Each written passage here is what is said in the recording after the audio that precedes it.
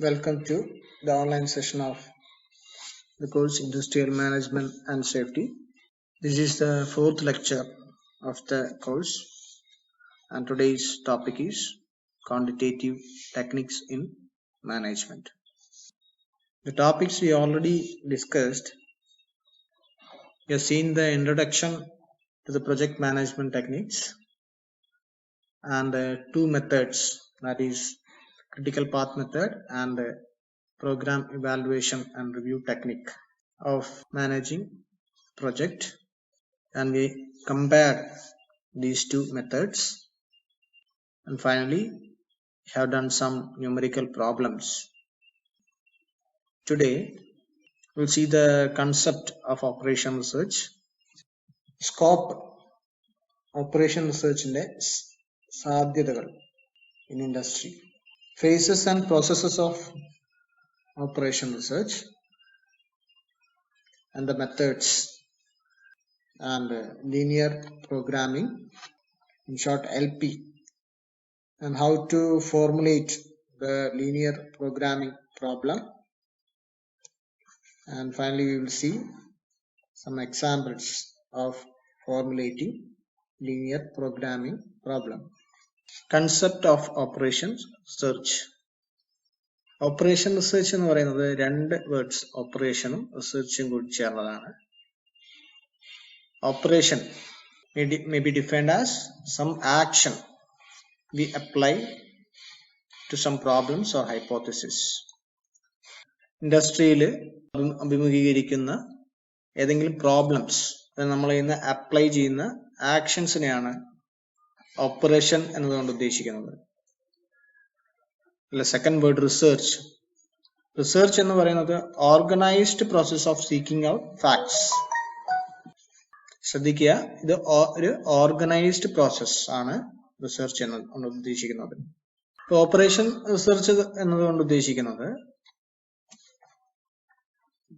method oriented study of basic structure, function and relationship of an organization. ഒരു ഓർഗനൈസേഷനിലെ അതിന്റെ basic സ്ട്രക്ചറും അതിന്റെ ഫംഗ്ഷനും തമ്മിലുള്ള റിലേഷൻഷിപ്പിന്റെയും മെത്തേഡ് ഓറിയന്റഡ് സ്റ്റഡിയാണ് ഓപ്പറേഷൻ റിസർച്ച്.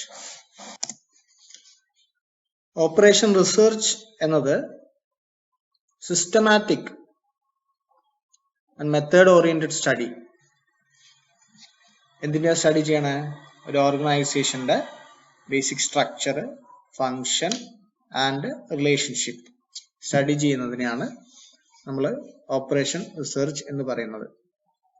അപ്പോൾ സാധാരണ നമ്മൾ വരാറുള്ള ചോദ്യങ്ങൾ എന്തൊക്കെയായിരിക്കും നമ്മൾ ഇൻഡസ്ട്രിയെ അല്ലെങ്കിൽ ഒരു ഓർഗനൈസേഷൻ ഫേസ് ചെയ്യുന്ന പ്രോബ്ലംസ്. അപ്പോൾ ഈ ഓപ്പറേഷൻ റിസർച്ച് എന്ന് പറയുന്നത് നമ്മൾ പ്രത്യേകിച്ച് ഡിറ്റർമൈൻ ചെയ്യുന്നത് നമ്മുടെ ഒരു ഇൻഡസ്ട്രി അല്ലെങ്കിൽ ഓർഗനൈസേഷന്റെ സിസ്റ്റം എങ്ങനെയാണ് ബിഹേവ് ചെയ്യുന്നത്. How A system behaves under wide range of conditions. ഓർഗനൈസേഷന്റെ വൈഡ് റേഞ്ച് ഓഫ് കണ്ടീഷനിലെ കുറെ ഡിപ്പാർട്ട്മെന്റ്സും കുറെ ആക്ടിവിറ്റീസ് ഒക്കെ ഒരു ഓർഗനൈസേഷനിൽ നടക്കുന്നുണ്ടാവും. ഇതെല്ലാം കൂടി നമ്മളൊരു സിസ്റ്റം എന്നാണ് പറയുന്നത്. അപ്പൊ ഈ സിസ്റ്റം എങ്ങനെയാണ് ബിഹേവ് ചെയ്യുന്നത് എന്ന് ഡിറ്റർമൈൻ ചെയ്യാൻ OR ഉപയോഗിക്കും. പിന്നെ ഈ സിസ്റ്റം എന്തുകൊണ്ടാണ് ഇങ്ങനെ ഒരു പെർട്ടിക്കുലർ മാനറിൽ ബിഹേവ് ചെയ്യുന്നത്. അപ്പോൾ ഈ operation research which explains also the system behaves in a particular manner. Why the system behaves in a particular manner. നമുക്ക് എല്ലാവർക്കും അറിയുന്നത് പോലെ ഓർഗനൈസേഷന് ഒരു ഗോൾ ഉണ്ടാവും, അല്ലെങ്കിൽ ഒരു എയിം ഉണ്ടാവും. അപ്പൊ ഈ ഗോള് അച്ചീവ് ചെയ്യാനായിട്ട് നമ്മുടെ സിസ്റ്റത്തിന്റെ ബിഹേവിയറിൽ എന്തൊക്കെയാണ് ചേഞ്ച് വരുത്തേണ്ടത് എന്നതും ഓപ്പറേഷൻ റിസർച്ചിന്റെ കൺസേൺ ആണ്. അപ്പൊ അങ്ങനെ ബിഹേവിയർ ചേഞ്ച് ചെയ്യണമെങ്കിൽ ആദ്യം നമ്മുടെ സിസ്റ്റം എന്തുകൊണ്ടാണ് വൈഡ് റേഞ്ച് ഓഫ് കണ്ടീഷൻസിൽ എങ്ങനെയാണ് അത് ബിഹേവ് ചെയ്യുന്നത്, എന്തുകൊണ്ടാണ് ഈ പെർട്ടിക്കുലർ മാനറിൽ ബിഹേവ് ചെയ്യുന്നത്, ഇതറിഞ്ഞില്ലെങ്കിൽ മാത്രം തന്നെ നമ്മുടെ ഓർഗനൈസേഷന്റെ ഗോൾ അച്ചീവ് ചെയ്യാനായിട്ട് എന്തൊക്കെ ചേഞ്ച് ആണ് സിസ്റ്റത്തിൽ വരുത്തേണ്ടതെന്ന് നമുക്ക് തീരുമാനിക്കാൻ കഴിയുള്ളൂ. ഈ വക കാര്യങ്ങളൊക്കെയാണ് ഓപ്പറേഷൻ റിസർച്ചിൽ ഡീൽ ചെയ്യുന്നത്. അത് മാത്രമല്ല, ഓപ്പറേഷൻ റിസർച്ച് എന്ന് പറയുന്നത് provides quantitative measures for decision making. ഒരു ഓർഗനൈസേഷനെ സംബന്ധിച്ചിടത്തോളം എല്ലാ ആക്ടിവിറ്റീസും ഒരു ഡിസിഷൻ മേക്കിംഗ് പ്രോസസ്സാണ്. റോ മെറ്റീരിയൽ എവിടെ നിന്നാണ് പ്രൊക്യൂർ ചെയ്യേണ്ടത്, അല്ലെങ്കിൽ ലേബർ ആരെയാണ് നമ്മൾ യൂട്ടിലൈസ് ചെയ്യേണ്ടത്, ഏത് മെഷീൻസ് ആണ് ഉപയോഗിക്കേണ്ടത്, ഇങ്ങനെയുള്ള കാര്യങ്ങൾ കംപ്ലീറ്റ് ഒരു ഡിസിഷൻ മേക്കിംഗ് പ്രോസസ്സാണ്. അപ്പൊ ഈ ഡിസിഷൻ മേക്കിംഗ് പ്രോസസ്സിനെ ഹെൽപ്പ് ചെയ്യാൻ ക്വാണ്ടിറ്റേറ്റീവ് മെഷേഴ്സ് നൽകുന്നത് ഓപ്പറേഷൻ റിസർച്ച് ആണ്. അപ്പൊ ഇങ്ങനെ ചെയ്യുന്നതോടുകൂടി ഒരു ഓർഗനൈസേഷന്റെ മാനേജേഴ്സിന്റെ എബിലിറ്റി, അവരുടെ പ്രോബ്ലംസ്, ബിസിനസ് റൺ ചെയ്യുമ്പോൾ ഉണ്ടാവുന്ന അവരുടെ പ്രോബ്ലംസ് മാനേജ് ചെയ്യാനുള്ള മാനേജറുടെ എബിലിറ്റി എൻഹാൻസ് ചെയ്യും. അതും ഓപ്പറേഷൻ റിസർച്ചിന്റെ ഫംഗ്ഷൻ ആണ്. അങ്ങനെ നമ്മൾ സിസ്റ്റം ചേഞ്ച് ചെയ്തിട്ട് കിട്ടുന്ന ഫൈനൽ സൊല്യൂഷനെയാണ് നമ്മൾ ഒപ്റ്റിമൽ സൊല്യൂഷൻ എന്ന് പറയുന്നത്. ഒപ്റ്റിമൽ സൊല്യൂഷൻ എന്ന് വെച്ച് കഴിഞ്ഞാൽ ഓരോ ഓർഗനൈസേഷനും ഓരോ ഗോൾ ഉണ്ടാവും. ഈ ഗോൾ നമ്മൾ ബെസ്റ്റ് വേയിൽ അച്ചീവ് ചെയ്യുന്നത്, അല്ലെങ്കിൽ അതിനെയാണ് നമ്മളൊരു ബെസ്റ്റ് സൊല്യൂഷൻ, ആ സൊല്യൂഷൻ നമ്മൾ ഒപ്റ്റിമൽ സൊല്യൂഷൻ എന്നാണ് പറയാം. ഒപ്റ്റിമൽ അല്ലെങ്കിൽ ഒപ്റ്റിമം സൊല്യൂഷൻ എന്നും കൂടി അതിൽ പറയും. എന്ന് വെച്ച് കഴിഞ്ഞാൽ നമുക്കിപ്പോ ഉള്ള ഓർഗനൈസേഷന്റെ ബിഹേവിയർ സ്റ്റഡി ചെയ്ത് അതിനെ ചേഞ്ച് ചെയ്ത് കിട്ടുന്ന ഒപ്റ്റിമൽ, അല്ലെങ്കിൽ അതിന്റെ എയിം മാക്സിമം ഫുൾഫിൽ ചെയ്യുന്ന രീതിയിൽ കിട്ടുന്ന സൊല്യൂഷനെയാണ് ഒപ്റ്റിമൽ സൊല്യൂഷൻ എന്ന് പറയുന്നത്. അപ്പൊ നമുക്ക് ഓപ്പറേഷൻ റിസർച്ചിന് என்ன പറയാം? OR provides techniques for taking decisions and arriving at optimum solutions. Operation റിസർച്ചിനെ ഡിഫൈൻ ചെയ്യുകയാണെങ്കിൽ it's a scientific methodology for analyzing a problem or situation and getting an optimum solution for an improved basis of management decisions. This is the definition of operation research. Next, we move on to the scope of operation research in industry. Scope എന്ന് പറഞ്ഞാൽ എന്താ? Scope എന്ന് പറഞ്ഞു കഴിഞ്ഞാൽ സാധ്യതകൾ. Operation റിസർച്ചിന്റെ ഇൻഡസ്ട്രിയിലെ സാധ്യതകളെ കുറിച്ചാണ് നമ്മൾ ഡിസ്കസ് ചെയ്യുന്നത്. ഇപ്പൊ നമ്മൾ വീട്ടില് ഒരു ആക്ടിവിറ്റി എന്തെങ്കിലും ചെയ്യുകയാണെങ്കിൽ അതിൽ ഇൻവോൾവ് ചെയ്യുന്ന ലേബറും മെറ്റീരിയലും ടൈമൊക്കെ വളരെ പരിമിതമാണ്. പക്ഷെ ഒരു ഇൻഡസ്ട്രീനെ സംബന്ധിച്ചിടത്തോളം വളരെ കോംപ്ലക്സ് ആയ സിസ്റ്റമാണ് അവിടെ നിലനിൽക്കുന്നത്. എത്രത്തോളം ലാർജ് ആണോ ഇൻഡസ്ട്രി, അത്രത്തോളം കോംപ്ലക്സ് ആയിട്ടുള്ള സിസ്റ്റമാണ് അവിടെ ഉള്ളത്. അപ്പൊ ഇങ്ങനെ കോംപ്ലക്സ് ആയ ഒരു സിസ്റ്റം നിലനിൽക്കുമ്പോൾ നമുക്കൊരു ഇൻഡിവിജ്വലിന് അതിന്റെ ഒപ്റ്റിമം സൊല്യൂഷൻ അല്ലെങ്കിൽ ഒപ്റ്റിമം പോയിന്റ് ഓഫ് ഓപ്പറേഷൻ നമുക്ക് ജഡ്ജ് ചെയ്യാന്നുള്ളത് കുറച്ച് ഡിഫിക്കൽട്ട് ആയിട്ടുള്ള ഒരു കാര്യമാണ്. മാത്രമല്ല ബിസിനസ് എൻവയോൺമെന്റ് തന്നെ ഡെയിലി ചേഞ്ച് ചെയ്യുന്നതാണ്. ഒരു സ്റ്റാറ്റിക് ആയിട്ടുള്ള എൻവയോൺമെന്റ് അല്ല അതിനുണ്ടാവുക. അപ്പൊ നമ്മൾ നേരത്തെ എടുത്ത പല ഒപ്റ്റിമം ഡിസിഷൻസും പിന്നീട് ചേഞ്ച് ചെയ്യേണ്ടി വരും. അതിന്റെ എൻവയോൺമെന്റ് മാറുന്നത് ബേസ് ചെയ്തിട്ട് നമ്മൾക്ക് ആ ഡിസിഷൻസ് ചേഞ്ച് ചെയ്യേണ്ടി വരും. അപ്പൊ നമുക്ക് ഈ ഇൻഡസ്ട്രിയിൽ ഉള്ള കോമ്പോണൻസ് കംപ്ലീറ്റ് നമുക്ക് ഇന്റഗ്രേറ്റ് ചെയ്യേണ്ടതായിട്ടുള്ള ആവശ്യമുണ്ട്. എന്തിനാന്ന് വെച്ച് കഴിഞ്ഞാല് ഓർഗനൈസേഷൻ ആസ് എ ഹോൾ നമുക്ക് ഓർഗനൈസേഷന്റെ ബെസ്റ്റ് ഇൻട്രസ്റ്റ് സെർവ് ചെയ്യാനായിട്ട് നമുക്ക് ഇൻഡസ്ട്രിയിലെ കോമ്പോണൻസിനെ ഇന്റഗ്രേറ്റ് ചെയ്യേണ്ടതായിട്ടുള്ള ആവശ്യമുണ്ട്. മാത്രമല്ല ഇപ്പോ ഓർഗനൈസേഷൻ എന്ന് പറയുന്നത് നമ്മൾ പുറത്തുനിന്നൊരു ഓർഗനൈസേഷൻ എന്ന് പറയുമെങ്കിലും നമ്മൾ ഓർഗനൈസേഷൻ ഉള്ളിലേക്ക് ചെന്ന് കഴിഞ്ഞാൽ അതിനകത്ത് വളരെയധികം ഡിപ്പാർട്ട്മെന്റ്സ് ഉണ്ട്. അത് നമ്മുടെ ഡെവലപ്മെന്റ്, ഇൻഡസ്ട്രിയൽ ഓർഗനൈസേഷന്റെ റാപ്പിഡ് ആയിട്ടുള്ള ഡെവലപ്മെന്റ് തന്നെയാണ് നമ്മളിങ്ങനെ ഓരോ ഡിപ്പാർട്ട്മെന്റ് ആയിട്ട് ഡിവൈഡ് ചെയ്യാനുള്ള കാരണം. ഈ ഡിപ്പാർട്ട്മെന്റ് ആയിട്ട് ഡിവൈഡ് ചെയ്യുന്നതോടുകൂടി മാനേജ്മെന്റ് ഫങ്ഷൻസും നമ്മൾ ഡിവൈഡ് ചെയ്യുകയാണ് യഥാർത്ഥത്തിൽ അതിൽ ചെയ്യുന്നത്. അങ്ങനെ ഓരോ ഡിവിഷനും each division has its own objectives and its own contributions to the organization. ഇതില് നമ്മൾ പ്രൊഡക്ഷൻ ഡിപ്പാർട്ട്മെന്റ് എടുത്തു കഴിഞ്ഞാൽ എന്തായിരിക്കും അതിന്റെ ഒബ്ജക്റ്റീവ്?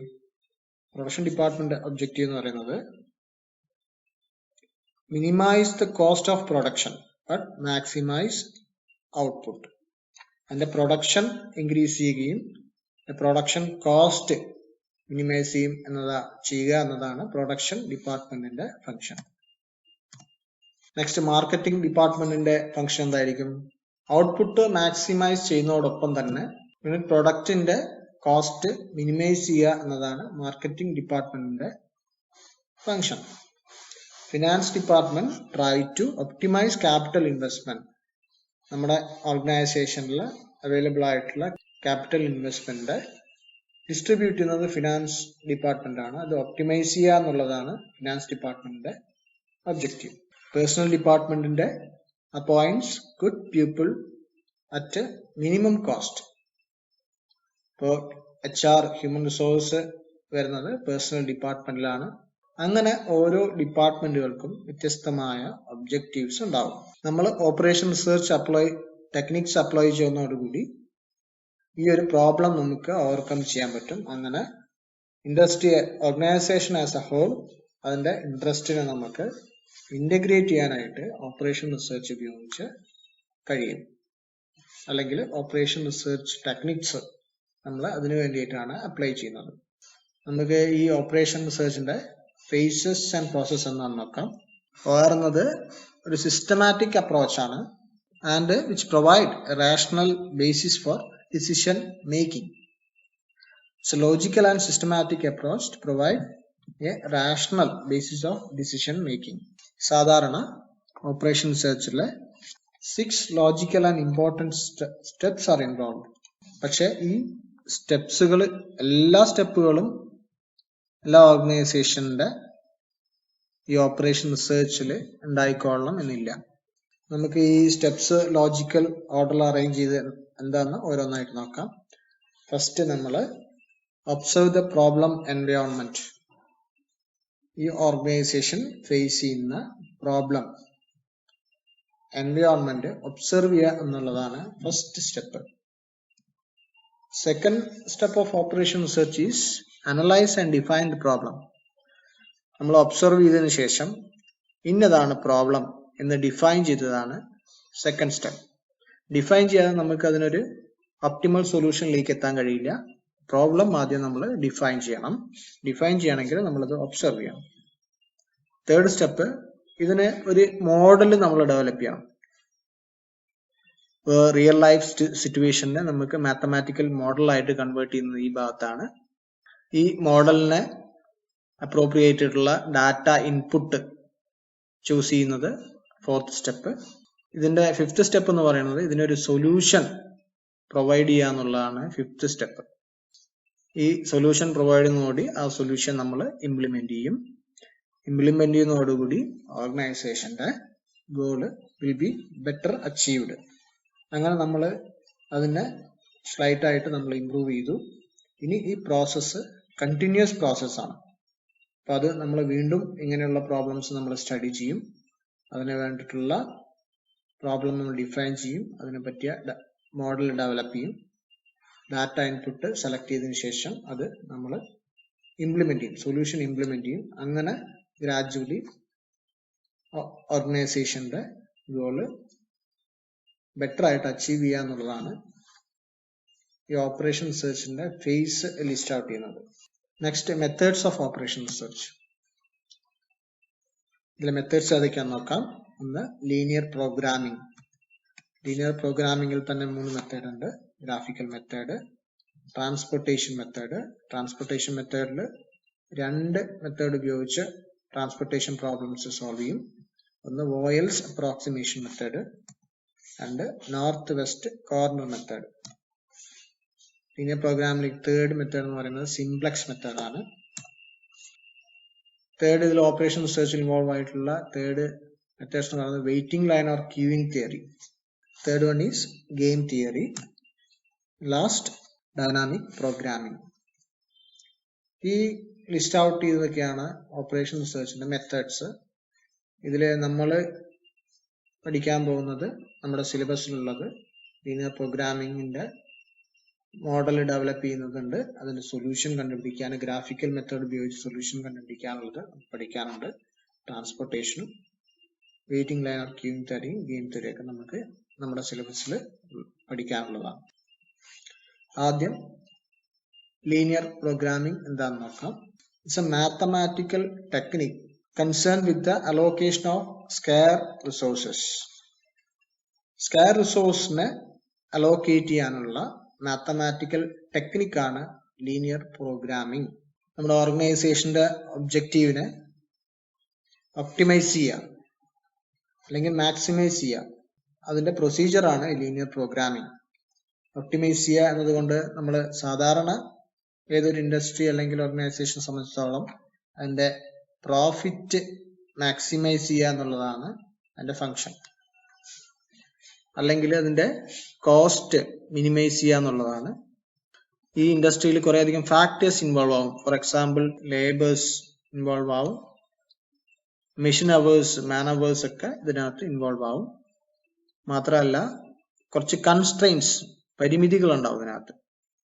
എന്തൊക്കെയാണ് പരിമിതികൾ? ഇപ്പൊ നമ്മളൊരു ചെറിയ ഇൻഡസ്ട്രി ബേസ് ചെയ്യുമ്പോൾ ഒരു സ്ഥലം ഒരു കൺസ്ട്രെയിന്റ് ആണ്, അതിൽ നമ്മുടെ പ്ലാന്റിൽ അവൈലബിൾ ആയിട്ടുള്ള മെഷീനറി ഒരു കൺസ്ട്രെയിന്റ് ആണ്, നമ്മുടെ അവിടെ അവൈലബിൾ ആയിട്ടുള്ള മാൻ പവർ ഒരു കൺസ്ട്രെയിന്റ് ആണ്, ഫിനാൻസ് ഒരു കൺസ്ട്രെയിന്റ് ആണ്. ഇതെല്ലാം ഒരു കൺസ്ട്രെയിന്റ് ആണ്.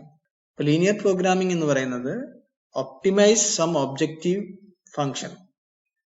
ഒരു ഓർഗനൈസേഷന്റെ ഒബ്ജക്റ്റീവ് ഒപ്റ്റിമൈസ് ചെയ്യുന്നത് നമ്മൾ ഈ കൺസ്ട്രെയിൻസ് പരിഗണിച്ചുകൊണ്ട്, നമ്മുടെ പരിമിതികൾ, മാനവേഴ്സ്, മെഷീൻ, ഫിനാൻസ് എല്ലാം പരിഗണിച്ചുകൊണ്ട് ഓർഗനൈസേഷന്റെ ഗോള് ബെറ്റർ ആയിട്ട് അച്ചീവ് ചെയ്യുന്നത് ആണ് ഒരു മെത്തേഡാണ് ലീനിയർ പ്രോഗ്രാമിംഗ്. ഇപ്പൊ LP ലീനിയർ പ്രോഗ്രാമിംഗ് ഉപയോഗിച്ച് സോൾവ് ചെയ്യുന്നതിന് നമുക്ക് താഴെ കാണുന്ന കുറച്ച് കാര്യങ്ങൾ ഇതിൽ ഫുൾഫിൽ ചെയ്യണം. ഒന്ന്, നമ്മുടെ ഈ റിയൽ ലൈഫ് പ്രോബ്ലം എന്ന് പറയുന്നത് ന്യൂമറിക്കൽ ടേംസിൽ സ്റ്റേറ്റ് ചെയ്യാൻ കഴിയണം. Problem must be capable of being stated in numerical terms. നേരത്തെ എന്റെ സ്റ്റെപ്സ് നോക്കിയപ്പോൾ ആദ്യം ഒബ്സർവ് ചെയ്തു, ഡിഫൈൻ ചെയ്തു, എന്നിട്ട് നമ്മൾ ഫോർമുലേറ്റ് ചെയ്യുമ്പോൾ അതിനെ നമുക്ക് ന്യൂമറിക്കൽ ടേംസിൽ നമ്മുടെ റിയൽ ലൈഫ് സിറ്റുവേഷൻ നമുക്ക് സ്റ്റേറ്റ് ചെയ്യാൻ കഴിയണം. അങ്ങനെയുള്ള പ്രോബ്ലംസ് മാത്രമേ നമുക്ക് ലീനിയർ പ്രോഗ്രാമിംഗ് ഉപയോഗിച്ച് സോൾവ് ചെയ്യാൻ കഴിയുള്ളൂ. മാത്രമല്ല അതിൽ ഇൻവോൾവ് ചെയ്തിട്ടുള്ള എല്ലാ ഫാക്ടേഴ്സും ലീനിയർ റിലേഷൻഷിപ്പ് ആയിരിക്കണം. ലീനിയർ റിലേഷൻഷിപ്പ് എന്നതുകൊണ്ട് ഉദ്ദേശിക്കുന്നത്, ഇപ്പൊ നമുക്ക് ഒരു ഔട്ട്പുട്ട്, ഒരു ഓർഗനൈസേഷന്റെ ഔട്ട്പുട്ട് ഡബിൾ ചെയ്യണമെങ്കിൽ നമ്മൾ എന്താ ചെയ്യുക? ഒന്ന് മാൻ പവർ ഡബിൾ ചെയ്യേണ്ടത് വരും. മാൻ പവർ ഡബിൾ ചെയ്യുമ്പോൾ നമുക്ക് മാൻ അവേഴ്സ് ഡബിൾ ആവും, അതോടൊപ്പം തന്നെ ഔട്ട്പുട്ട് ഡബിൾ ആവും. അപ്പൊ ഈ മാൻ പവറും ഓർഗനൈസേഷന്റെ പ്രോഫിറ്റും തമ്മിലൊരു ഡയറക്റ്റ് അല്ലെങ്കിൽ ലീനിയർ റിലേഷൻഷിപ്പ് ആണ്. ഇങ്ങനെയുള്ള പ്രോബ്ലംസ് ആയിരിക്കണം LP ലീനിയർ പ്രോഗ്രാം ഉപയോഗിച്ച് സോൾവ് ചെയ്യാൻ പറ്റുക. വേറെ എക്സാമ്പിൾ പറയുകയാണെങ്കിൽ, ഒരു യൂണിറ്റ് നമ്മൾ സെയിൽ ചെയ്യുമ്പോൾ ₹100 ആണ് അതിന്റെ കോൺട്രിബ്യൂഷൻ എങ്കിൽ 10 യൂണിറ്റ്സ് ആകുമ്പോൾ 1000 പോകും. അപ്പൊ ഇത് ഒരു ലീനിയർ റിലേഷൻഷിപ്പ് ആണ്. യൂണിറ്റ് നമ്മൾ പ്രൊഡക്ഷൻ ഇൻക്രീസ് ചെയ്യുന്നതനുസരിച്ച് നമ്മുടെ പ്രോഫിറ്റും ഇൻക്രീസ് ആകും. ഈ പ്രോബ്ലം, ലീനിയർ പ്രോഗ്രാമിംഗ് പ്രോബ്ലം എന്ന് പറയുന്നത്, നമ്മുടെ പ്രോബ്ലം അതിനകത്ത് ചോയ്സ് ഉണ്ടാവണം, സെലക്ട് ചെയ്യാനുള്ള ചോയ്സ് ഉണ്ടാവണം. Alternative course of action choices permit ചെയ്യണം. എന്ന് വെച്ച് കഴിഞ്ഞാൽ നമുക്ക് കുറച്ച് മെഷീൻസ് ഉണ്ട്, ഇതിൽ ഏത് മെഷീൻ ഉപയോഗിച്ച് നമ്മുടെ പ്രോഡക്റ്റ് മെഷീൻ ചെയ്യാം എന്നതൊരു ചോയ്സാണ്.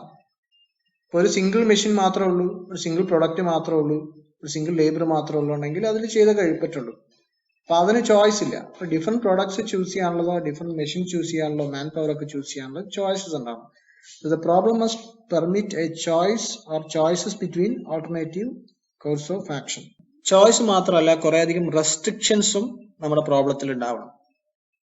റെസ്ട്രിക്ഷൻ ഉണ്ടെങ്കിൽ മാത്രം തന്നെ നമുക്ക് ബെറ്റർ അച്ചീവ്മെന്റ് ഏതാണെന്ന് നമുക്ക് ഓപ്പറേഷൻ റിസർച്ച് അല്ലെങ്കിൽ ലീനിയർ പ്രോഗ്രാമിംഗ് ഉപയോഗിച്ച് നമുക്ക് സോൾവ് ചെയ്യാൻ കഴിയുള്ളൂ.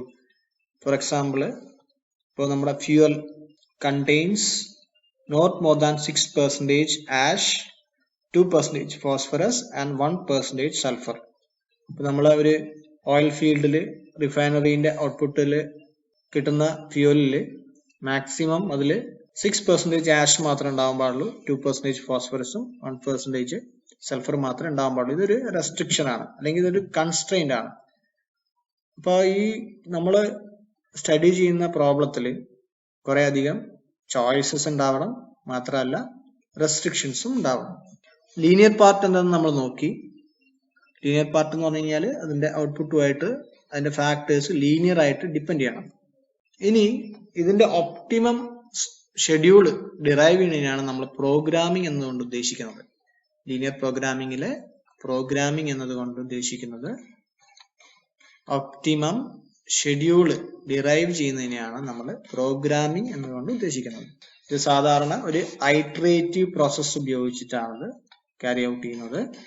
എന്ന് വെച്ച് കഴിഞ്ഞാൽ ഐട്രേഷൻ നടക്കുമ്പോൾ നമുക്ക് ഒരു സൊല്യൂഷനിൽ അടുത്ത സൊല്യൂഷനിലേക്ക് പോകും, അടുത്ത ബെറ്റർ ആയിട്ടുള്ള സൊല്യൂഷനിലേക്ക് പോകും, പിന്നെ അവിടുന്ന് വേറെ ബെറ്റർ ആയിട്ടുള്ള സൊല്യൂഷനിലേക്ക് പോകും. And progressively until a solution is reached which cannot be improved upon. എന്ന് വെച്ച് കഴിഞ്ഞാൽ ഫൈനൽ ആയിട്ട് ഒരു സൊല്യൂഷനിലേക്ക് നമ്മൾ എത്തും, ആ സൊല്യൂഷനിലെ ഫർദർ ഇംപ്രൂവ്മെന്റ് നമുക്ക് പോസിബിൾ ആയിരിക്കില്ല. എന്ന് വെച്ച് കഴിഞ്ഞാൽ അതാണ് നമ്മുടെ ഓർഗനൈസേഷന്റെ മാക്സിമം ഔട്ട്പുട്ട് എന്ന് പറയുന്നത്, അല്ലെങ്കിൽ ആ സൊല്യൂഷൻ നമുക്ക് ഒപ്റ്റിമം സൊല്യൂഷൻ എന്ന് പറയാം. ഇനി നമുക്ക് formulation of linear programming problem എങ്ങനെയാണെന്ന് നോക്കാം. നേരത്തെ പറഞ്ഞു ഫോർമുലേഷൻ ചെയ്യുമ്പോൾ നമുക്ക് രണ്ട് ഫാക്ടേഴ്സ് ആവശ്യമാണ്. ഒന്ന് ഒബ്ജക്റ്റീവ്സ്, രണ്ടാമത്തത് ലിമിറ്റേഷൻസ് ഓർ കൺസ്ട്രെയിൻസ്. ഒബ്ജക്റ്റീവ് എന്തായിരിക്കും നേരത്തെ പറഞ്ഞത്? മാക്സിമൈസ് ദ പ്രോഫിറ്റ് ആയിരിക്കാം, അല്ലെങ്കിൽ അതിന്റെ ടോട്ടൽ കോസ്റ്റ് മിനിമൈസ് ചെയ്യുക എന്നതായിരിക്കാം, അല്ലെങ്കിൽ സർവീസ് ആണെങ്കിൽ അതിന്റെ ഒബ്ജക്റ്റീവ് വേരി ചെയ്യും. ഇപ്പോൾ ലീനിയർ പ്രോഗ്രാമിംഗിന്റെ ഫസ്റ്റ് സ്റ്റെപ്പ് എന്ന് പറയുന്നത് നമുക്ക് എന്താണ് റിക്വയർമെന്റ്, നമ്മുടെ ഒബ്ജക്റ്റീവ് ഫംഗ്ഷൻ എന്താണ്, അതാണ് ലീനിയർ പ്രോഗ്രാമിംഗ്. അത് ആദ്യം ഡിഫൈൻ ചെയ്യുക എന്നുള്ളതാണ് ലീനിയർ പ്രോഗ്രാമിംഗിന്റെ ഫസ്റ്റ് സ്റ്റെപ്പ്. അത് മാക്സിമൈസ് പ്രോഫിറ്റ് ഓർ കോൺട്രിബ്യൂഷൻ ആവാം, അല്ലെങ്കിൽ minimise cost or time or some other appropriate measure. ഇത് രണ്ടും ഒബ്ജക്റ്റീവ്സ് ആണ്. ഇനി നമ്മുടെ ഈ പെർട്ടിക്കുലർ ഒബ്ജക്റ്റീവ് മാത്തമാറ്റിക്കലി നമുക്ക് സ്റ്റേറ്റ് ചെയ്യാൻ കഴിയണം. നമ്മൾ ഒബ്ജക്റ്റീവ് തീരുമാനിച്ചതിന് ശേഷം നമ്മുടെ ഒബ്ജക്റ്റീവ് മാത്തമാറ്റിക്കലി സ്റ്റേറ്റ് ചെയ്യണം. ആ സ്റ്റേറ്റ്മെന്റ്, മാത്തമാറ്റിക്കൽ സ്റ്റേറ്റ്മെന്റ് ആണ് ഒബ്ജക്റ്റീവ് ഫംഗ്ഷൻ എന്ന് പറയുന്നത്. നമുക്കിനി കുറച്ച് മാത്തമാറ്റിക്കൽ മോഡൽ ഫോർമുലേറ്റ് ചെയ്യാനുള്ള കുറച്ച് എക്സാമ്പിൾസ് നോക്കാം. ഇതിലെ ഫസ്റ്റ് എക്സാമ്പിൾ ശ്രദ്ധിക്കുക. A factory producing two components named A and B. It requires machining and assembly processes. The component A and B requires time and profit as follows. Formulate linear programming problem for maximization of the profit. നമ്മുടെ ഫാക്ടറിയിൽ രണ്ട് components produce ചെയ്യുന്നുണ്ട്, ഒന്ന് എയും ഒന്ന് ബിയും. ഇതിന്റെ production രണ്ട് പ്രോസസ്സ് ഇൻവോൾവ് ചെയ്യുന്നുണ്ട്, ഒന്ന് മെഷീനിങ്ങും പിന്നെ ഒന്ന് അസംബ്ലിങ്ങും. മാത്രമല്ല നമ്മൾ എ പ്രൊഡ്യൂസ് ചെയ്യുമ്പോൾ നമുക്ക് കോമ്പണന്റ് എ പ്രൊഡ്യൂസ് ചെയ്യുമ്പോൾ നമുക്ക് പ്രോഫിറ്റ് 30 യൂണിറ്റ്സ് ആണ് കിട്ടുക. കോമ്പണന്റ് ബി പ്രൊഡ്യൂസ് ചെയ്യുമ്പോൾ നമുക്ക് 60 യൂണിറ്റ്സ് ആണ് കിട്ടുക.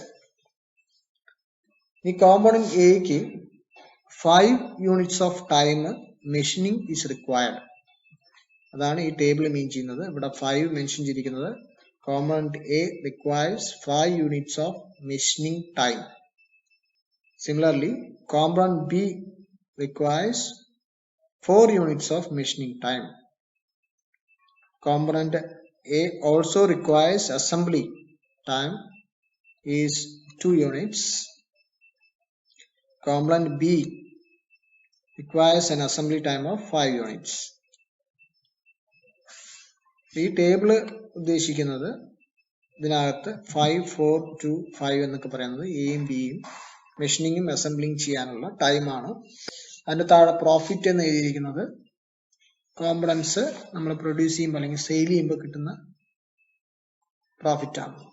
ഇതിൽ constraint right side available time എഴുതിയിട്ടുണ്ട്. അവൈലബിൾ ടൈം എന്ന് വെച്ച് കഴിഞ്ഞാൽ നമുക്ക് machining available time maximum 160 unit ആണ്. അതൊരു ലിമിറ്റേഷൻ അല്ലെങ്കിൽ കൺസ്ട്രെയിന്റ് ആണ്.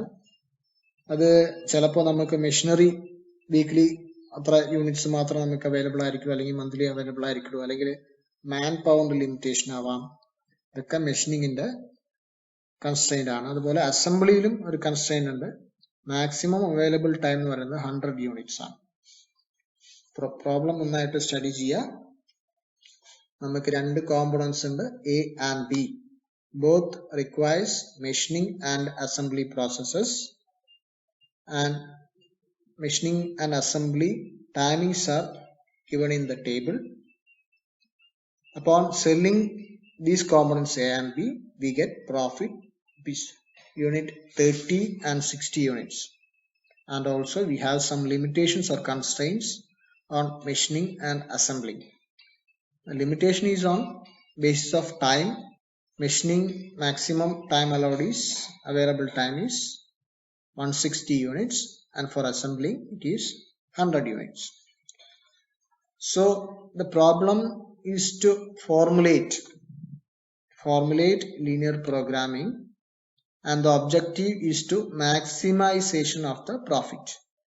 അപ്പോൾ നമുക്ക് A ഉണ്ടാക്കുമ്പോൾ 30 യൂണിറ്റ്സ് പ്രോഫിറ്റും B ഇൻട്രൊഡ്യൂസ് ചെയ്യുമ്പോൾ 60 യൂണിറ്റ് പ്രോഫിറ്റ്സ് ഉണ്ട്. അപ്പൊ നമുക്ക് ഇതില് നമ്മുടെ പ്രോഫിറ്റ്, ടോട്ടൽ പ്രോഫിറ്റ് എൻ്റെയോ ബി ൻ്റെയോ ഇൻഡിവിജ്വൽ അല്ല, ടോട്ടൽ പ്രോഫിറ്റ് മാക്സിമൈസ് ചെയ്യുന്ന രീതിയിലാണ് നമ്മൾ മാത്തമാറ്റിക് മോഡൽ മാത്രമാണ് ഇപ്പോൾ ഈ പ്രോബ്ലത്തിൽ ഫോർമുലേറ്റ് ചെയ്യാൻ പറഞ്ഞിരിക്കുന്നത്. ഇതിന്റെ സൊല്യൂഷൻ എന്ന് പറയുന്നത് ഫോർമുലേറ്റ് ലീനിയർ പ്രോഗ്രാമിംഗ് പ്രോബ്ലം എന്ന് പറഞ്ഞിരിക്കുന്നത്. Solution of linear programming problem എന്ന് പറയുന്നത് quantity of A and B എത്രയാണ് നമ്മൾ പ്രൊഡ്യൂസ് ചെയ്യേണ്ടത് എന്നാണ് സൊല്യൂഷൻ. ഫസ്റ്റ് പാർട്ടിൽ നമ്മൾ സൊല്യൂഷനിലേക്ക് പോകുന്നില്ല, സൊല്യൂഷനിൽ പുറകെ വരുന്നുണ്ട്. ഫസ്റ്റ് നമ്മൾ നമ്മുടെ ഈ റിയൽ ലൈഫ് ഇൻഡസ്ട്രിയൽ സിറ്റുവേഷന് മാത്തമാറ്റിക്കൽ മോഡലായിട്ട് എങ്ങനെയാണ് ഇത് കൺവേർട്ട് ചെയ്യാന്നാണ് നമ്മൾ നോക്കാൻ പോകുന്നത്. അത് മാത്രമാണ് നമ്മുടെ ചോദ്യം. ഫോർമുലേറ്റ് എന്ന് മാത്രമാണ് പറഞ്ഞിരിക്കുന്നത്. സൊല്യൂഷനിലേക്ക് പോവാം. അപ്പോൾ ഈ ടേബിൾ ഞാൻ റൈറ്റ് സൈഡിൽ കാണിച്ചിട്ടുണ്ട്. ഇതില് നമുക്ക് ആദ്യം x1 കുറച്ച് അസംഷൻ അല്ലെങ്കിൽ കുറച്ച് ലെറ്റ് ചെയ്യാനുണ്ട്. x1 be the number of component A produced, x2 be the number of component B produced.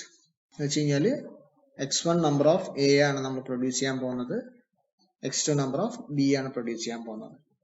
അപ്പൊ ഇതിലെ പ്രോഫിറ്റ് ഓൺ കോമ്പണന്റ് എ എത്രയായിരിക്കും? യൂണിറ്റ് കോമ്പണന്റിന്റെ പ്രോഫിറ്റ് 30 ആണ്. 30 into number of components of A, that is x1. 30 x1 ആണ് A എന്ന കോമ്പണന്റിനുള്ള profit.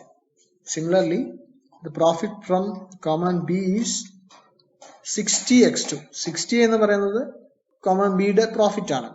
അതേ into quantity of component B, that is x2. Multiply ചെയ്ത് കഴിഞ്ഞാൽ ബി എന്ന കോമ്പണന്റിന്റെ പ്രോഫിറ്റ് നമുക്ക് കിട്ടും. ഇനി ടോട്ടൽ പ്രോഫിറ്റ് എത്രയാന്ന് നോക്കാം. ടോട്ടൽ പ്രോഫിറ്റ് എന്ന് പറയുന്നത് z ആയിട്ടാണ് നമ്മൾ ഡിനോട്ട് ചെയ്യുക. It is the sum of the individual components, that is 30 x1 plus 60 x2. അപ്പൊ നമ്മുടെ പ്രോഫിറ്റ് നമ്മൾ മാത്തമാറ്റിക്കൽ മോഡലായിട്ട് കൺവേർട്ട് ചെയ്ത് കഴിഞ്ഞു. ഇതാണ് നമ്മുടെ objective function. z is equal to 30 x1 plus 60 x2. x1 എന്ന് പറഞ്ഞ പ്രത്യേകം ഓർക്കുക. x1 എന്ന് പറയുന്നത് a എന്ന കോമ്പണന്റിന്റെ ക്വാണ്ടിറ്റി അല്ലെങ്കിൽ നമ്പേഴ്സ് അല്ലെങ്കിൽ വെയിറ്റ്, പല യൂണിറ്റുകളാവാം, അല്ലെങ്കിൽ ലെങ്ത് അല്ലെങ്കിൽ ലിറ്റർ, പല യൂണിറ്റുകളാവാം. നമ്മുടെ ഈ കേസിൽ മെഷീനിങ് ആയതുകൊണ്ട് നമ്പേഴ്സ് ആവാനാണ് സാധ്യത. x2 എന്ന് പറയുന്നത് കോമ്പണന്റ് ബിയുടെ ക്വാണ്ടിറ്റിയാണ്. ഇനി നമുക്ക് മെഷീനിങ്ങിലും അസംബ്ലിയും കൺസ്ട്രെയിൻസ് 1 by 1 എത്രയെന്ന് നോക്കാം. കോമ്പണന്റ് എ മെഷീൻ ചെയ്യാൻ 5 യൂണിറ്റ്സ് ഓഫ് ടൈം വേണം. അപ്പോൾ A total components of A machine ചെയ്യാൻ 5 units time into quantity of A, that is x1. Time required for component B, component ബിക്ക് മെഷീനിങ് എത്ര ടൈം വേണ്ടത്? 4 units ആണ്. 4 into quantity of B, that is x2. Total time for machining is the sum of the both components for machining, that is 5x1 plus 4x2. നമുക്ക് എത്രയാണ് available time ഉള്ളത്? Machining available time 160 unit ആണ്. അപ്പൊ അതും കൂടി എടുത്ത് എഴുതുക. Available time is 160 unit. അപ്പൊ നമുക്ക് ഫസ്റ്റത്തെ കൺസ്ട്രെയിൻ കിട്ടി. എന്താന്ന് വെച്ച് കഴിഞ്ഞാൽ നമുക്ക് എൻ്റെയും ബിൻ്റെയും മെഷീനിങ്ങിന്റെ ടൈം ആഡ് ചെയ്ത് കഴിഞ്ഞാൽ മാക്സിമം നമുക്ക് 160 വരെ പോകാൻ പാടുള്ളൂ. മാക്സിമം എന്ന് പറഞ്ഞു കഴിഞ്ഞാൽ should be less than or equal to 160. 160 unit time overcome ചെയ്യാൻ പാടില്ല കോമ്പണന്റ് എൻ്റെയും ബിൻ്റെയും മെഷീനിങ് ടൈം ആഡ് ചെയ്ത് കഴിഞ്ഞാൽ. അപ്പൊ നമുക്ക് മാത്തമാറ്റിക് മോഡലായിട്ട് കൺവേർട്ട് ചെയ്തപ്പോൾ നമുക്ക് കിട്ടിയത് 5x1 plus 4x2 less than or equal to 160. This is the first constraint. Let's see the second constraint, that is the constraint on assembling. The time required for component A on assembling is 2 units. But 2 units is the quantity of A, that is x1 on multiply the assembly A ki venda time namu kittum. Abole time required for component B, that is 5 into quantity of B, that is x2, 5x2. Total time required for assembling. And ഇവിടെ തെറ്റായിട്ടാണ് എഴുതിയിരിക്കുന്നത് machining ഇത് assembling ആണ്. Assembling is 2x1 plus 5x2 രണ്ട് ടൈമും കൂടി add ചെയ്യാം. ഇതിലെ constraint എന്താണ്? നമുക്ക് ടേബിളിൽ കാണിച്ചിരിക്കുന്നത് അവൈലബിൾ ടൈം മാക്സിമം 100 units ആണ്. Available time is equal to 100 units. So the constraint on assembling is 2x1 plus 5x2 less than or equal to 100. അപ്പോൾ നമുക്ക് ആദ്യം നമ്മൾ ഒബ്ജക്റ്റീവ് ഫംഗ്ഷൻ മാത്തമാറ്റിക് മോഡലായിട്ട് ഫോർമുലേറ്റ് ചെയ്തു. അതിനുശേഷം കൺസ്ട്രെയിൻഡ് മാത്തമാറ്റിക് മോഡലായിട്ട് കൺവേർട്ട് ചെയ്തു. ഇനി നമുക്ക് സൊല്യൂഷൻ ആയിട്ട് ഈ മാത്തമാറ്റിക് മോഡൽ ന്യൂമറിക്കൽ ടേംസിൽ 1 by 1 ആയിട്ട് എടുത്തേക്കാം. Linear programming problem is to maximize profit. Profit function or objective function എന്ന് പറയുന്നത് 30x1 plus 60x2 നമ്മൾ നേരത്തെ ഡിറ്റർമൈൻ ചെയ്തതാണ്. Subject to the following constraints. That is, first constraint is on machining. 5x1 plus 4x2 less than or is equal to 160. 2x1 plus 5x2 less than or equal to 100. ഇനി last കൊടുക്കുന്ന ഈ കാണിച്ചിരിക്കുന്ന constraint non negative constraints എന്നാണ് ഇത് അറിയപ്പെടുക. എന്ന് വെച്ച് കഴിഞ്ഞാൽ ഒരിക്കലും നമ്മുടെ quantity of component A and B negative സൈഡിലേക്ക് പോവില്ല. ഒന്നുകിൽ എ നില്ലായിരിക്കും, ബി മാത്രമായിരിക്കും പ്രൊഡ്യൂസ് ചെയ്യുക, അല്ലെങ്കിൽ ബി നില്ലായിരിക്കും, എ മാത്രമായിരിക്കും പ്രൊഡ്യൂസ് ചെയ്യുക, അല്ലെങ്കിൽ കമ്പൈൻ ചെയ്ത് പ്രൊഡ്യൂസ് ചെയ്യും. അതല്ലാതെ ഒരിക്കലും എന്റെയും ബിന്റെയും ക്വാണ്ടിറ്റി നെഗറ്റീവ് സൈഡിലേക്ക് പോവില്ല. അപ്പൊ നമ്മൾ ഈ കാണിച്ചിരിക്കുന്നത് നോൺ നെഗറ്റീവ് കൺസ്ട്രെയിന്റ് ആണ്. x1, the quantity of A should be greater than or equal to 0 and quantity of B, that is x2, should be greater than or equal to 0. We last കൊടുത്ത ആ statement നമ്മൾ non negative constraint എന്നാണ് പറയാം.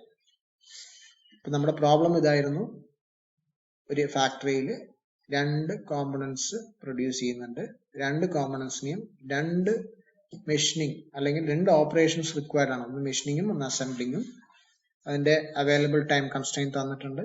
ഓരോ component produce ചെയ്യുമ്പോൾ ഉണ്ടാകുന്ന profit എത്രയാണെന്ന് നമുക്ക് തന്നിട്ടുണ്ട്. ഗിവൺ ഡാറ്റയാണ്. നമ്മൾ കണ്ടുപിടിക്കാൻ പറഞ്ഞിട്ടുള്ളത് നമ്മുടെ ഒബ്ജക്റ്റീവ് ഫംഗ്ഷനും കൺസ്ട്രെയിൻസും മാത്തമാറ്റിക്കൽ മോഡൽ അല്ലെങ്കിൽ ഫോർമുലേറ്റ് ചെയ്യുക എന്നുള്ളതാണ് നമ്മുടെ പ്രോബ്ലം. അത് നമ്മളിപ്പോൾ 1 by 1 ആയിട്ട് എടുത്ത് എഴുതിയിട്ടുണ്ട്. Let us discuss one more problem. The problem is 3 raw materials P, Q and R required for manufacturing 2 products A and B.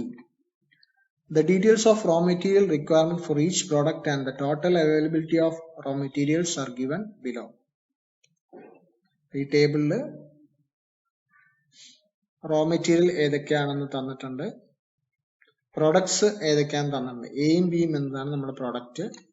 ഈ എ എന്ന് പറഞ്ഞ പ്രൊഡക്റ്റ് പ്രൊഡ്യൂസ് ചെയ്യാനായിട്ട് 4 യൂണിറ്റ്സ് ഓഫ് പി എന്ന റോ മെറ്റീരിയൽ ആവശ്യമാണ്.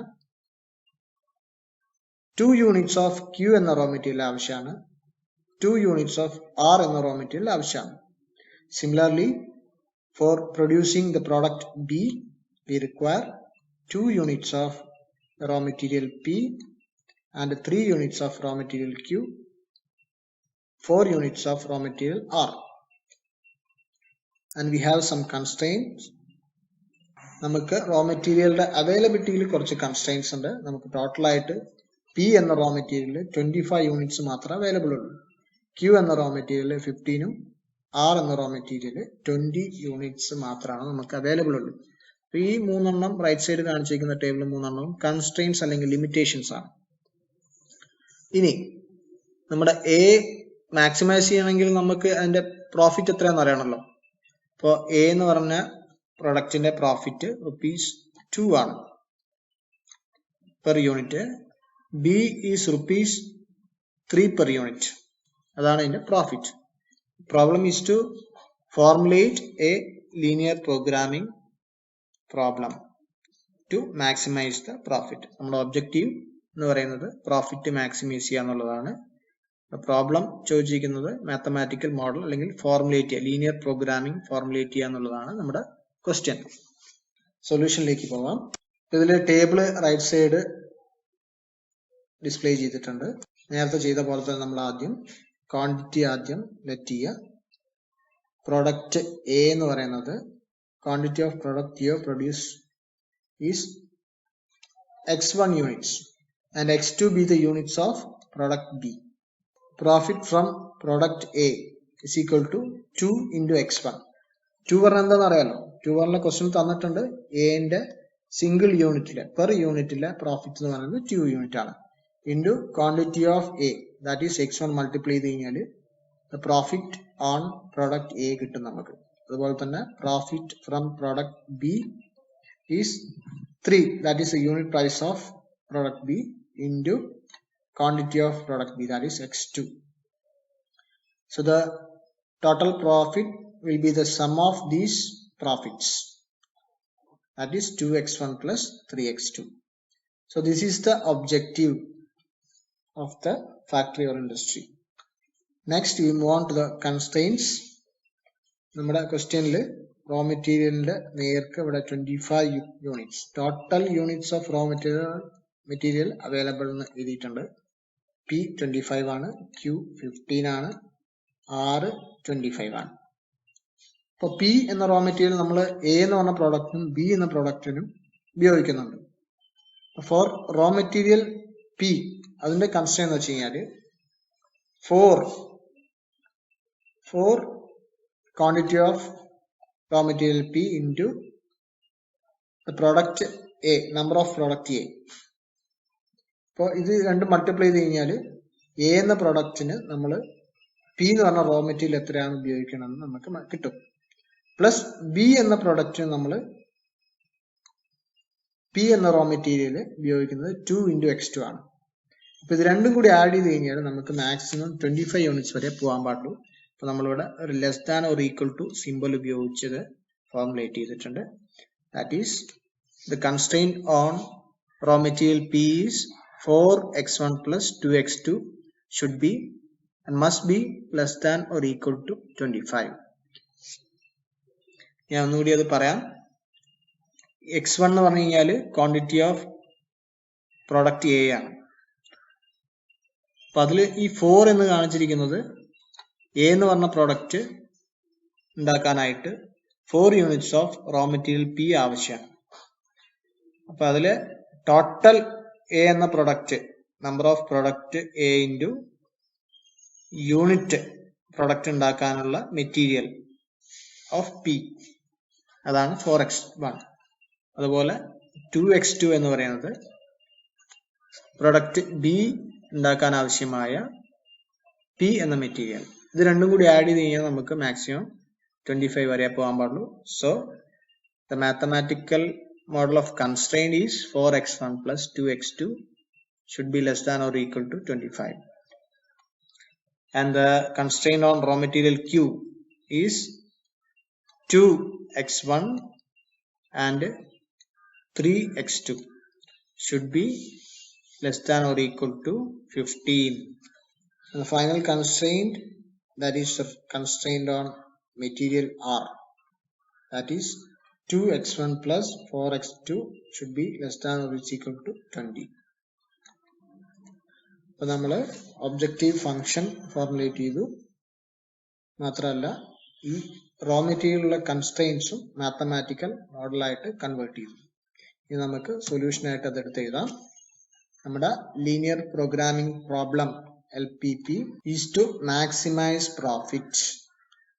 Profit function ആണ് എഴുതിയിരിക്കുന്നത്, objective function. Z is equal to 2x1 plus 3x2 subjected to the following constraints, that is the constraint on material. ഇതില് 4x1 plus 2x2 less than or equal to 25 എന്ന് പറയുന്നത് P എന്ന മെറ്റീരിയലിലെ constraint ആണ്. അങ്ങനെ ഓരോ material കൺസ്ട്രെയിൻറ്റും നമ്മൾ എടുത്തെഴുതി. Finally the non-negative constraints, that is the quantity of product A and B produced should be non-negative, that is greater than or equal to 0. അപ്പോൾ നമ്മൾ ഇന്നത്തെ ക്ലാസ്സിൽ നമ്മുടെ റിയൽ ലൈഫ് ഇൻഡസ്ട്രിയൽ പ്രോബ്ലത്തിന് അല്ലെങ്കിൽ ഒരു ഓർഗനൈസേഷൻ ഉണ്ടാകുന്ന പ്രോബ്ലത്തിന് അതിൻ്റെ ഓർഗനൈസേഷൻ തന്നെ ഒബ്ജക്റ്റീവിനെ ഒപ്റ്റിമൈസ് ചെയ്യുന്ന രീതിയിൽ നമ്മൾ അതിനെ മാത്തമാറ്റിക്കൽ മോഡലായിട്ട് കൺവേർട്ട് ചെയ്തു. ഓക്കെ, ഇതിൽ കൺവേർഷൻ മാത്രമേ നടന്നിട്ടുള്ളൂ. ഇതിൽ നമ്മൾ ക്വാണ്ടിറ്റി ഓഫ് A1 എത്രയാണ്, ക്വാണ്ടിറ്റി ഓഫ് B എത്രയാണെന്നൊന്നും നമ്മൾ ഡിറ്റർമൈൻ ചെയ്തിട്ടില്ല. ഇപ്പൊ രണ്ട് പ്രോഡക്റ്റിനെ കുറിച്ച് പറഞ്ഞു, എയും ബിയും. ആ പ്രോഡക്റ്റ് രണ്ടും എത്രയാണെന്ന് നമ്മൾ കണ്ടുപിടിച്ചിട്ടുണ്ടോ? ഇല്ല. അപ്പൊ അത് സൊല്യൂഷന്റെ പാർട്ടാണ്. നമ്മുടെ LPP സൊല്യൂഷന്റെ പാർട്ടാണ് എത്രയാണ് ക്വാണ്ടിറ്റി കണ്ടുപിടിക്കുക എന്നുള്ളതാണ്. അപ്പൊ നമ്മൾ ഇതിനെ മാത്തമാറ്റിക്കൽ മോഡൽ മാത്രമേ കണ്ടുപിടിച്ചിട്ടുള്ളൂ. നമ്മൾ അടുത്ത ക്ലാസ്സിൽ solution of linear programming problem will discuss. ഇത്ര നേരം ക്ലാസ് ശ്രദ്ധിച്ച എല്ലാവർക്കും താങ്ക് യു.